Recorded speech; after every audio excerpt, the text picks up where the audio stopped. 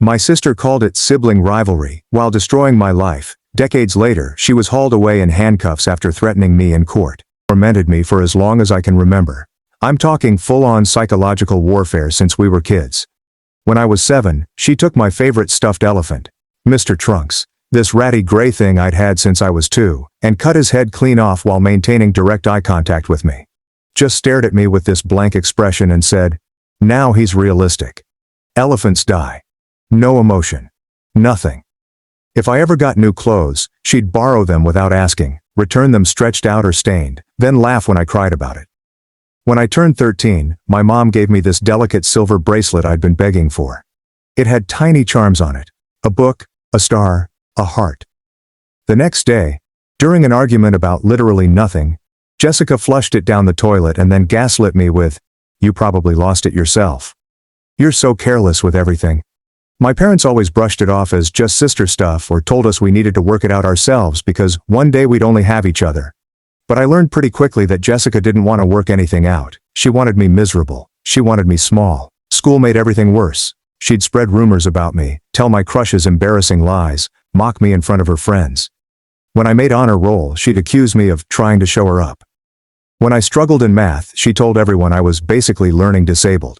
My parents never intervened. It was always sibling rivalry to them, like this was some normal developmental phase we'd outgrow. By high school, I'd become an expert at staying invisible. I joined the debate team and started winning regional competitions, and Jessica called me a wannabe lawyer who thinks she's special. When I got accepted into Northwestern, my dream school, she sneered and said, "Don't get too excited. You'll probably flunk out and come crawling back home." I was so ready for my high school graduation party. It wasn't just about celebrating, it was about finally having something that was mine, something she couldn't ruin. My parents agreed to let me host it in our backyard. I invited friends, teachers, extended family. I spent weeks planning, string lights everywhere, a taco bar, a playlist I curated for hours. I wanted it to be perfect. Obviously, Jessica had other plans. She started with passive-aggressive comments in the days leading up to it. "Why are you getting such a big party? I didn't get one this fancy." She did. She just didn't care about parties back then. It's just high school. Literally no one cares. "I'm going to be so bored that day." I told her straight up, "If you can't be supportive, just stay out of my way." She gave me this creepy little smile and said, "Don't worry.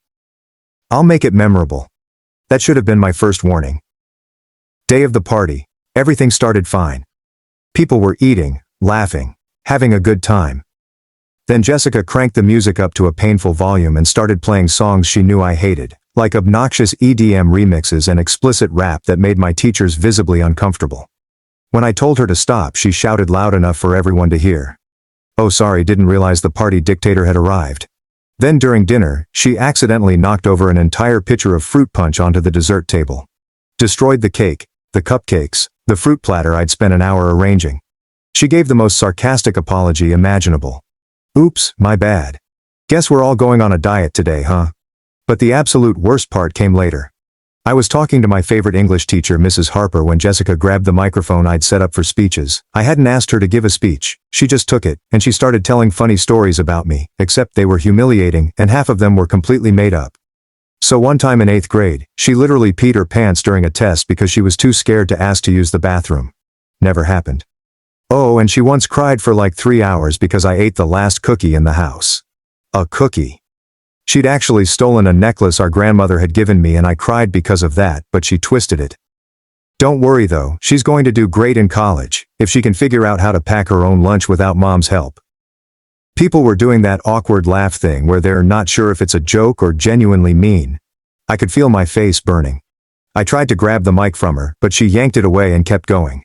That's when I snapped. I told her to get out. She rolled her eyes and said, "Relax. It's just a joke." God, you're so sensitive. She walked away like nothing happened, but the vibe was ruined. The whole party felt deflated. People kept trying to comfort me, but all I could think was, she did it again. She couldn't let me have this one day. After that, I cut her off completely. I stopped responding to her texts, her calls, her half-assed, "Sorry if you took it the wrong way," apology. For the next 8 months, she acted like nothing had happened. She'd sit next to me at family dinners and ask about school like we were best friends. When I ignored her, she'd say things like, "Wow, Still holding a grudge? You really need to get over it. Then at Thanksgiving she made one final dig. You're acting like I ruined your wedding or something.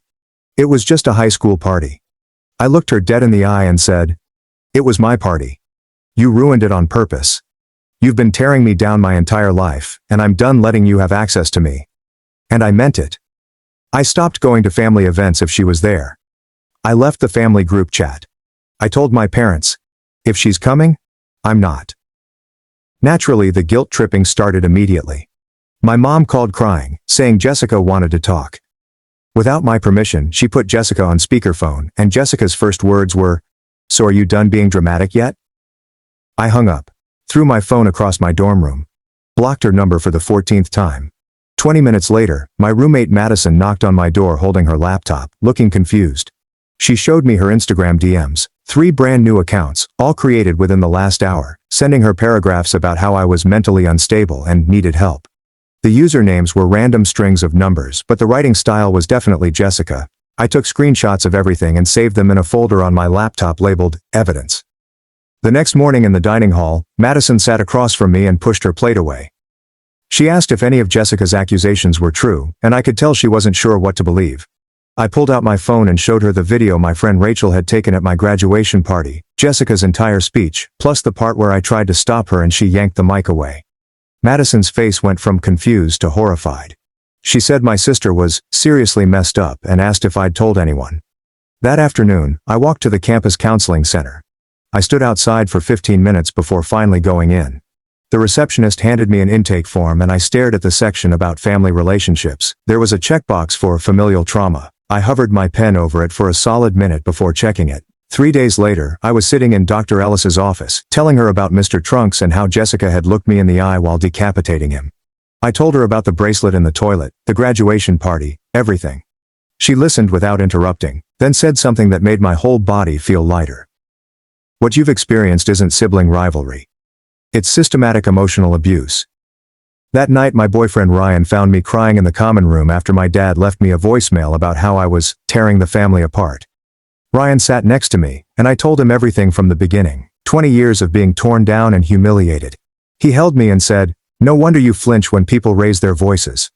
A week later, I was alone in my room scrolling through old family photos on my laptop. In almost every single picture, Jessica was either smirking at the camera or doing something to hurt me that looked playful but wasn't. Pulling my hair, pinching my arm, stepping on my foot. And everyone else in the photos was smiling for the camera, completely oblivious. How did no one notice what was happening right in front of them? The following week I was studying when someone started pounding on my door.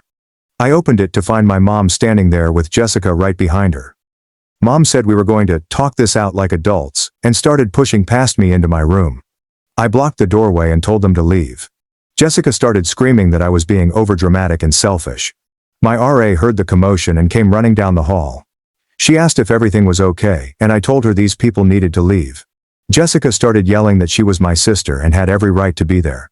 Campus security arrived within minutes and escorted them both out while Jessica screamed the entire time about how I was ruining everything. The next day, I met with University Legal Services. They helped me file paperwork for a no trespass order. The attorney explained that if Jessica's behavior escalated further, I could qualify for a restraining order. That evening, Rachel called from back home sounding exhausted. She said Jessica had been telling everyone that I'd had a mental breakdown at college and was making up stories for attention. Several people we knew from high school had reached out to Rachel asking what was going on. Rachel had been defending me, but she admitted it was getting harder because Jessica was so convincing. 2 weeks later, I went back to Dr. Ellis's office, and she handed me a stack of articles about narcissistic abuse. As I read about gaslighting, public humiliation, and how abusers always play the victim when confronted, everything clicked into place. I wasn't crazy, I wasn't being too sensitive. I was angry, and for the first time, it felt like the right response. 2 days later, I was sitting in my economics class when my phone buzzed with a call from my dad. I let it go to voicemail. When I listened to it later, his voice sounded exhausted as he explained that Jessica had been crying for weeks, and her therapist said family reunification was critical to her healing. I saw through the manipulation immediately, but it still made my chest tight. Ryan found me at the library that afternoon and suggested we lock down my social media once and for all. We spent 6 hours in his dorm room creating new accounts with fake names and maximum privacy settings, blocking everyone who might be connected to Jessica, her friends, anyone from high school who could leak information. Each block felt like another brick in the wall between me and my old life. Midterms kept me busy for weeks. Before I knew it, Thanksgiving was approaching. My parents had been calling regularly, swearing that Jessica would be at her boyfriend's family dinner in Milwaukee, and that I could safely come home. Against every instinct, I drove the 4 hours home, telling myself it would be fine for just 2 days. I walked in the front door with my overnight bag and froze. Jessica was sitting at the dining room table with that familiar smirk. My mom appeared from the kitchen saying we needed to hash this out as a family. I turned around without saying a word, got back in my car, and drove straight to Aunt Linda's house 30 minutes away. Linda opened the door in her pajamas, clearly surprised to see me standing there with my suitcase. But she pulled me inside and made coffee while I sat at her kitchen table. Over store-bought pumpkin pie, I told her everything, starting with the graduation party and working backward through years of torment. Her expression darkened with each story, until she finally put down her fork and said she'd always wondered why I was so quiet at family gatherings. The drive back to school the next day was longer because of holiday traffic. When I got to my dorm room at almost 1 a.m., I saw that my door was slightly ajar, even though I'd locked it. Nothing was stolen, but everything felt wrong. My journal was on a different shelf. My laptop was open when I'd left it closed. My dresser drawers weren't fully shut. My skin crawled as I checked every corner, looking for signs that someone had touched everything. Campus security took a report, but without evidence of forced entry or theft, they could only offer increased patrols. 3 days later, I went back to Dr. Ellis's office and described what happened. She helped me recognize the pattern of escalation in Jessica's behavior. Losing control over me was making her desperate. We spent the session developing a comprehensive safety plan, emergency contacts, documentation strategies, specific protocols for different scenarios. I was walking back from that appointment when my phone buzzed with an email from an unknown address. The email contained old Instagram photos I'd deleted months ago, photoshopped to look compromising, my face crudely superimposed onto other bodies in suggestive poses. The message was brief, but Jessica's writing style was unmistakable. A threat to send them to my professors unless I stopped lying about her. I went straight to campus police. They took the blackmail threat seriously and brought in a detective who specialized in cybercrime. She explained that blackmail was a felony, and they could track IP addresses. They officially opened an investigation that afternoon with case numbers and evidence logs. A week later, I was studying in the library when my mom called, hysterical and screaming that Jessica had told her I was trying to have her arrested for nothing. She demanded that I drop the charges immediately, saying I was destroying my sister's future over petty sibling squabbles. I hung up while she was still talking. Ryan had been watching everything unfold. He'd mentioned my situation to his parents during their weekly video call. His mom, who's a social worker, suggested I spend winter break with them at their house near Detroit. When I stayed at their place 3 weeks later, Ryan's mom sat with me in the living room and gently validated everything I'd been through, the first time an adult had taken my side without making excuses for Jessica or trying to force reconciliation. When I returned to school after break, the nightmares started immediately. I dreamed that Jessica was standing in my dorm room doorway, sitting in the back of my classes, waiting outside my job at the campus bookstore. The dreams were so vivid I'd wake up at 4 a.m. and have to check my door lock 5 or 6 times before I could even think about going back to sleep. Madison started asking if I was okay because I'd get up multiple times each night to make sure the door was locked and the windows were latched. The sleep deprivation made everything harder, but I couldn't stop myself from checking. 3 weeks into the semester, Rachel texted me a bunch of screenshots that made my stomach drop. Jessica had been messaging all our high school friends on Facebook with a completely fabricated story about how I'd stolen money from our parents and developed a drug problem in college. She claimed I'd been asking family members for money to support my habits, which was why I'd cut her off. Rachel said most people who knew me didn't believe it. But I could see from the screenshots that some people were starting to ask questions, wondering if there was any truth to it.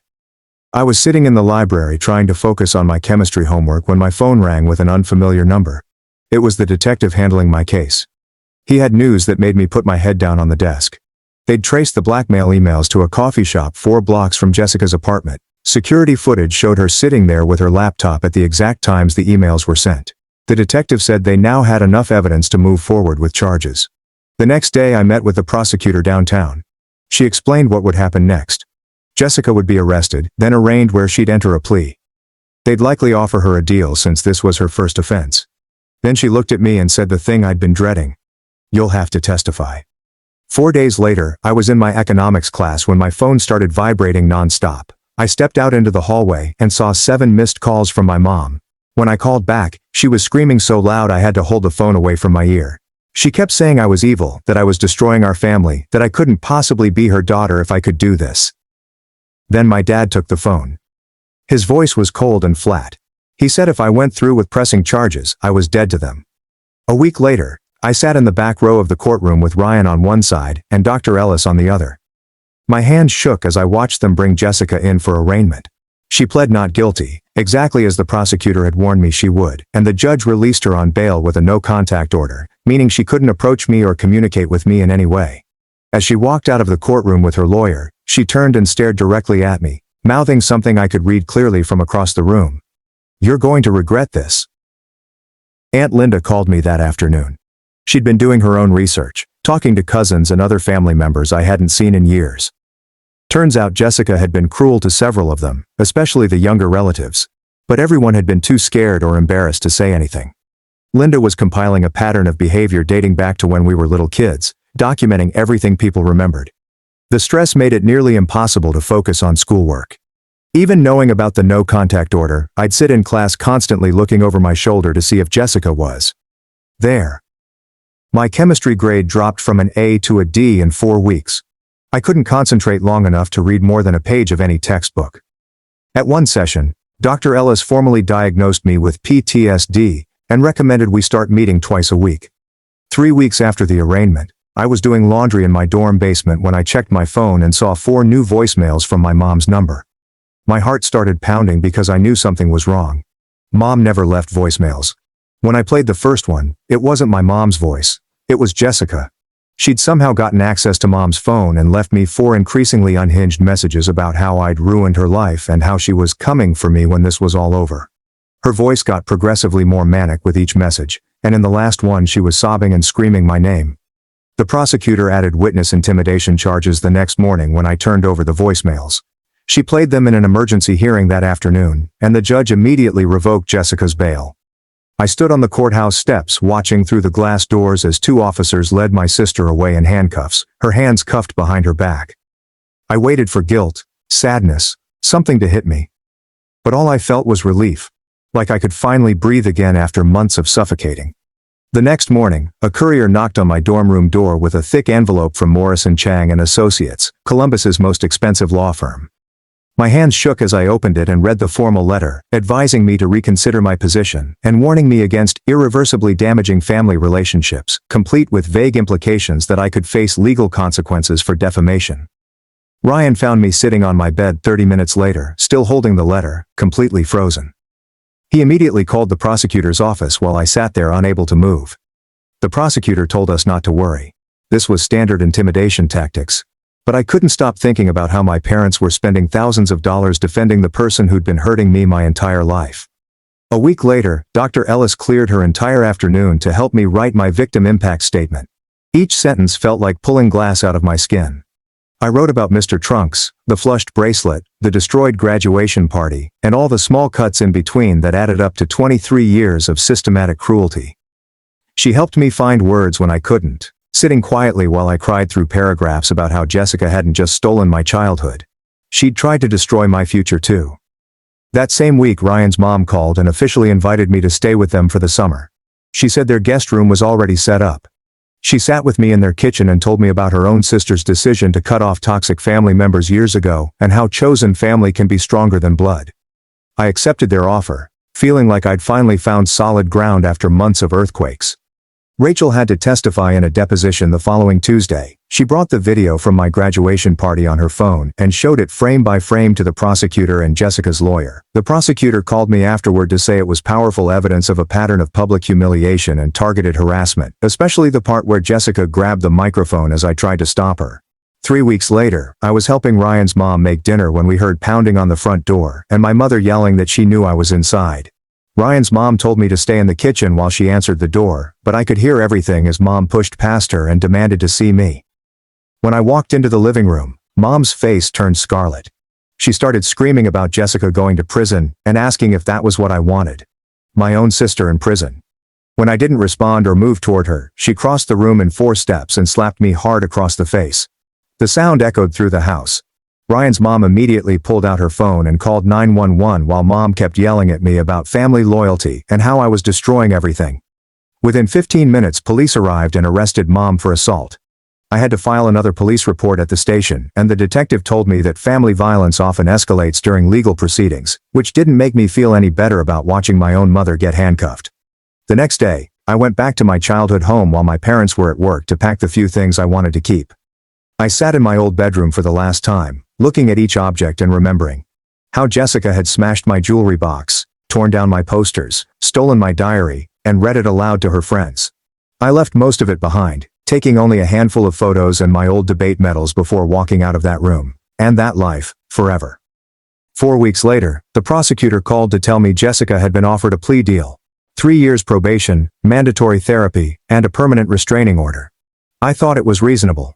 But Jessica refused.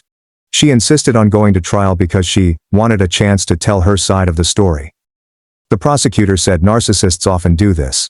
They want to perform, to play the victim in front of an audience. 5 days after that call, a package arrived at Ryan's house with no return address. Inside was my old stuffed elephant from when I was 7, Mr. Trunks, with his head badly sewn back on with black thread. The note said, "Fixed it for you. Signed, Mom." But it felt more like a threat than an apology. Meanwhile, Aunt Linda had been quietly documenting whatever she could find, digging through old boxes in my parents' attic. She discovered elementary school report cards with teacher comments about my withdrawn and anxious behavior around my sister. She found my old journals that I'd thought were lost. She found photos of me visibly flinching away from Jessica as a toddler. The pattern had always been there, written in a dozen different hands by teachers, counselors, and coaches who'd all sensed something was wrong but never quite connected the dots.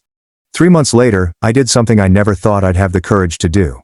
I reserved a small room at the student center and put up flyers for a support group for people dealing with family abuse. The first meeting, I sat alone with my notebook and 4 chairs arranged in a circle, watching the door and wondering if anyone would show up. A girl named Emma walked in first, followed by a guy named Marcus, and another girl who just went by Kay. We sat for an hour mostly staring at each other. But by the end, Emma was crying about her stepfather, and Marcus was talking about his older brother who used to lock him in closets. By the 6th meeting, we had 17 people and had to move to a larger room. The prosecutor called the following week to tell me the trial date had been set for 7 months out. I tried to focus on my classes, but when the notice arrived that I'd have to testify, I threw up directly into my dorm room trash can. Ryan held my hair back while I heaved, and Dr. Ellis spent our entire next session reminding me I was stronger than I thought, that I'd already survived the worst part. Mrs. Peterson from back home stopped me in the cereal aisle at a grocery store near campus. She pulled me into a tight hug before I could back away, telling me how much my mom missed me and how she looked terrible without me around. The guilt hit me like a punch to the stomach. I abandoned my entire cart right there in the aisle and drove back to my apartment crying so hard I couldn't see the road. 3 weeks later, things got worse. Jessica's lawyer filed a motion claiming that because I was mentally unwell, my testimony should be deemed unreliable. They wanted access to all my therapy records, every single session with Dr. Ellis, anything private I'd ever said. Dr. Ellis sat me down and explained what was going to happen. They'd try to use my PTD diagnosis against me, twist things to make me look unstable. The judge limited what they could access, but Jessica's lawyer was still allowed to question Dr. Ellis about my diagnosis in court.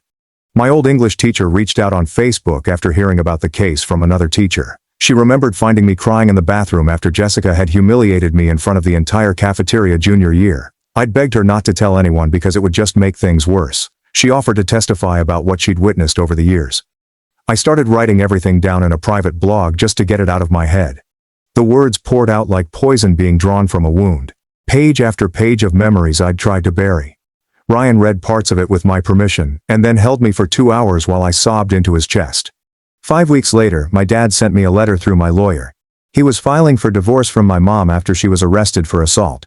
He wrote that he'd failed to protect me, but he still didn't want Jessica to go to jail. She was still his daughter, and maybe we could all go to therapy together someday. I read it 4 times before throwing it away without responding. At our next meeting, the prosecutor showed me something that made my skin crawl. Security footage from a coffee shop near my dorm, the library, and the parking garage. All showing Jessica following me for weeks before the blackmail began. She'd been tracking my schedule, figuring out when I'd be alone, planning everything like some sick game. The prosecutor said the premeditation would make the charges significantly more serious. I was sitting in my psychology class the following week when someone behind me laughed in a high, cruel way that sounded exactly like Jessica. My chest tightened. I couldn't breathe. Couldn't think. I grabbed my stuff and ran out of the room. I spent an hour in the bathroom trying to calm my breathing, splashing cold water on my face, practicing the counting techniques Dr. Ellis had taught me. 2 weeks later, I was in Dr. Ellis's office staring at this light bar she was holding while she talked about EMDR and trauma processing. She moved the light back and forth as I pictured Jessica ripping Mr. Trunks' head off, and I followed it with my eyes. I started sobbing harder than I had in years. But afterward, the memory felt different. Like I was viewing it through thick glass instead of reliving it. Aunt Linda called Ryan the next day, crying. She'd been talking about the trial with her daughter Sophia, and Sophia had broken down and revealed that Jessica had cut up her wedding dress with scissors the night before her wedding 8 years ago. Then convinced everyone Sophia had done it herself during a panic attack about getting married. Sophia had been in therapy ever since, believing she'd had a breakdown. But now she knew Jessica had done it. She wanted to testify. Linda kept saying how sorry she was for not believing me sooner. My grades started improving after I figured out how to compartmentalize, put the legal stuff in one mental box during class time. My economics professor approached me after I aced the midterm and offered me a research assistant position for next semester. It felt like the first normal good thing to happen in months. 5 weeks later, the pre-trial hearing started. I didn't have to attend, but I read all the transcripts online.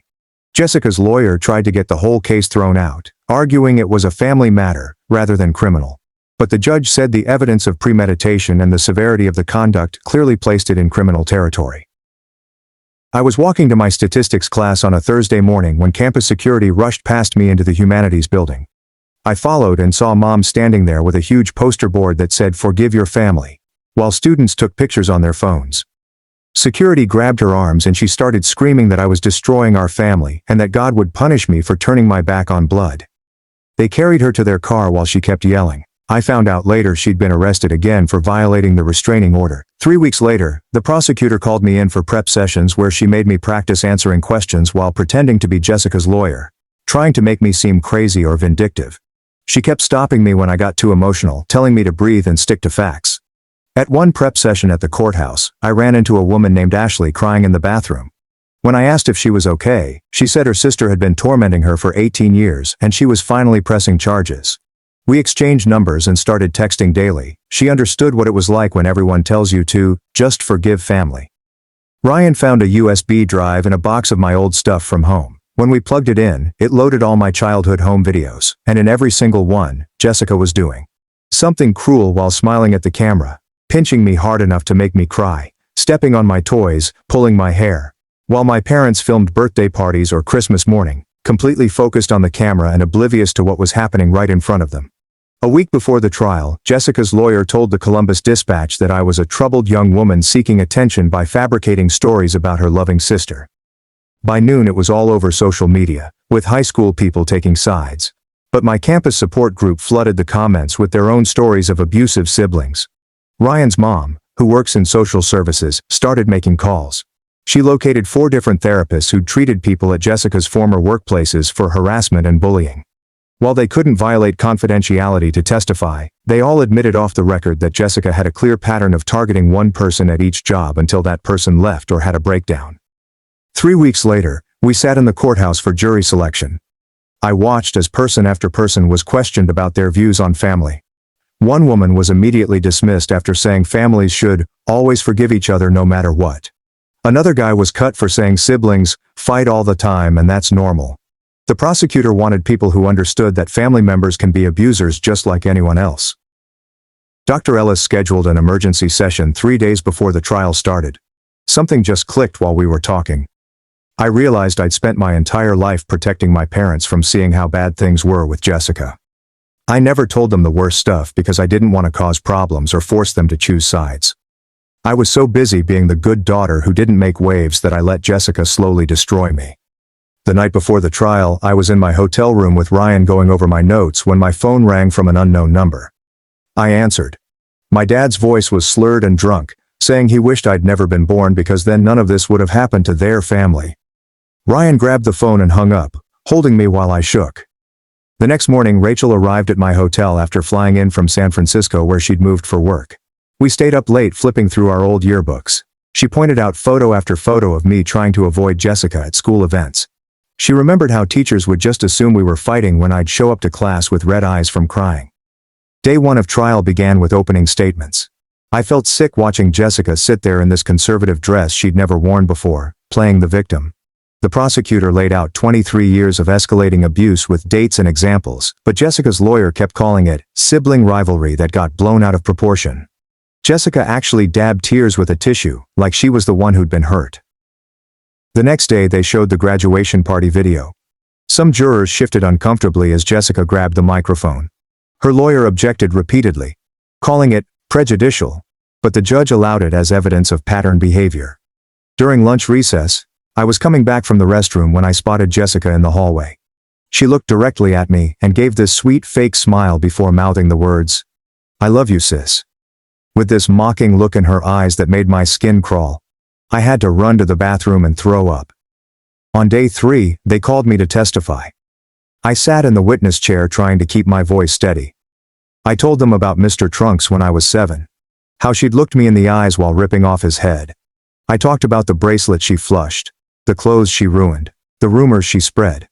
My voice only cracked once, when I described finding Mr. Trunks's severed head in my backpack at school the next day, exactly where she'd hidden it. Several jurors looked visibly upset. Then came cross-examination. Jessica's lawyer hammered me.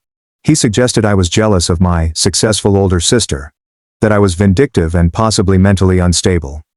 He kept trying to twist my words, but I just kept saying, "That's not true," and sticking to facts, exactly like Dr. Ellis had taught me.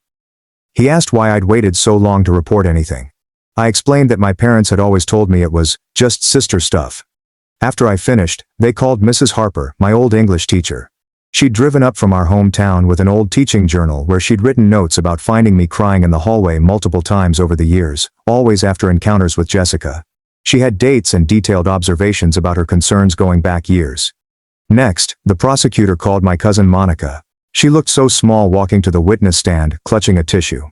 Monica talked about Jessica's wedding 4 years ago when she'd been a bridesmaid, how Jessica had poured red wine all over her dress the night before while laughing. She burst into tears describing how Jessica had convinced everyone at the wedding that Monica had gotten drunk and ruined her own dress out of jealousy. The prosecutor showed photos of the destroyed dress and text messages where Jessica had actually bragged about it to her friends. Monica's voice cracked as she said, "Jessica enjoys hurting people." And several jurors were taking notes while others looked genuinely horrified. After Monica stepped down, the cybercrime detective took the stand with a thick folder of evidence. He walked through the online harassment campaign in meticulous detail. IP addresses traced back to Jessica's devices, timestamps showing she'd been sending me abusive messages at all hours for months. The manipulated photos she'd created and posted to fake social media accounts. The detective explained how sophisticated and organized everything was, including spreadsheets tracking when to send messages for maximum psychological impact. During lunch break, I was sitting alone in the hallway when my dad walked up. He looked like he'd aged 15 years since I'd last seen him. His suit was wrinkled, his eyes were bloodshot. He just stood there staring at me before finally saying he was sorry, that he understood what she was now. I didn't forgive him, but I nodded. What else could I do? When court resumed that afternoon, Jessica finally took the stand in her own defense. She wore an innocent white dress like she was the victim. She cried and claimed I'd always been jealous of her and was making everything up for attention, because I couldn't handle being the less successful sibling. Her lawyer lobbed her softball questions, and she answered in this sweet voice I'd never heard her use before, dabbing away fake tears. The jurors seemed to believe it, until the prosecutor started cross-examination. He asked about the graduation party video. She tried to deny it at first, but when he played the footage of her saying those cruel things, her whole face changed. The prosecutor kept pushing, presenting evidence piece by piece. And Jessica finally snapped. She screamed that I deserved it because I was always trying to make her look bad. The entire courtroom went silent. I watched jurors physically recoil in their seats as they finally saw the real Jessica underneath the performance. The next day, character witnesses testified. My professors talked about how I'd been an excellent student who suddenly started missing classes when the harassment began. My manager at my campus job remembered finding me crying in the storage room multiple times. Ryan described the night terrors I'd been having. Rachel presented texts where I'd begged her to help me understand what I'd done wrong to make Jessica so angry. That night, back in my hotel room, I couldn't sleep. I kept replaying Jessica's testimony in my head. Even knowing the truth, the ease with which she'd lied made me doubt myself. Because that's what years of gaslighting do to you. I stared at the ceiling until morning, thinking about how she'd almost convinced me I was the problem again, just like when we were kids. Day 5 was closing arguments. The prosecutor walked through the escalation from childhood bullying to criminal harassment and stalking. He showed a timeline of how things intensified after I cut contact, emphasizing Jessica's complete lack of remorse despite overwhelming evidence. The defense argued it was family dysfunction and sibling rivalry gone too far, not criminal behavior deserving jail time. While the jury deliberated, I sat in the hallway with Ryan holding one hand, Rachel on my other side, Aunt Linda across from us. Linda looked at me and said, "Whatever happens, you've already won by breaking free."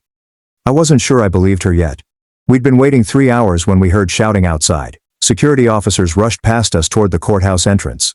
Mom had come back, violating her restraining order again, screaming at reporters that I'd destroyed the family while trying to push through security. Guards restrained her as she lunged toward the doorway, yelling that I was a liar who'd turned everyone against them. Officers arrived within minutes and arrested her for violating the restraining order. Again. We spent the rest of that day and the next morning sitting in those uncomfortable plastic chairs, waiting. Around noon on day 2, the prosecutor found us and said the jury had requested to review the graduation video and all the cybercrime evidence again. They were taking it seriously. Dr. Ellis came by around 2 p.m. and sat with us for a while. She told me that regardless of the outcome, I'd already won by standing up for myself, that Jessica no longer controlled my narrative. Something about hearing that made me realize she was right. For the first time in my life, I wasn't afraid of my sister. Day 3 of deliberation started the same way. Us in those chairs. Then the bailiff appeared and announced the jury had reached a verdict. My hands shook so badly I could barely stand. As we filed back into the courtroom and watched the jury take their seats, the foreman stood holding a piece of paper. I gripped Ryan's hand so hard I probably left marks. Guilty, on all counts. Harassment, blackmail, cyberstalking, witness intimidation. Jessica's face went from smug to shocked, to absolutely furious in about 2 seconds. The judge started discussing sentencing schedules, but Jessica suddenly leaped up and lunged across the defense table toward me, screaming that I'd ruined her life, and she was going to make me pay for this. 2 bailiffs grabbed her, but she kept fighting and kicking, making threats about what she'd do when she got free. The judge banged his gavel and added contempt of court to her charges as she was physically carried out, still screaming, still threatening me. He scheduled sentencing for 8 weeks later. The prosecutor said that with multiple felonies and her courtroom behavior, Jessica was looking at 3 to 7 years in prison. Outside the courthouse, reporters were waiting. I gave them a brief statement about hoping this would help other abuse survivors seek justice, even when the abuser is family. Then we went to Ryan's house, where I just broke down. I cried for what felt like hours while his mom made tea and his dad ordered pizza. They just let me cry. My support group threw a small celebration for me the following week. One woman said I'd given them all hope that they could stand up to their own abusers. 10 days later, I received a letter from my dad with a check for my entire college fund, which Mom had tried to withdraw before the restraining order stopped her. He wrote that he'd moved out, filed for divorce, and started therapy. He said he knew he'd failed me but was trying to do better. I didn't cash the check right away. I just stared at it. 8 weeks later, we returned for Jessica's sentencing. She got 4 years in prison, 3 years supervised probation after release, and mandatory psychiatric treatment. She had to be physically dragged out of the courtroom screaming that I'd pay for this and she'd make me sorry when she got out. The prosecutor filed for a permanent restraining order that same day.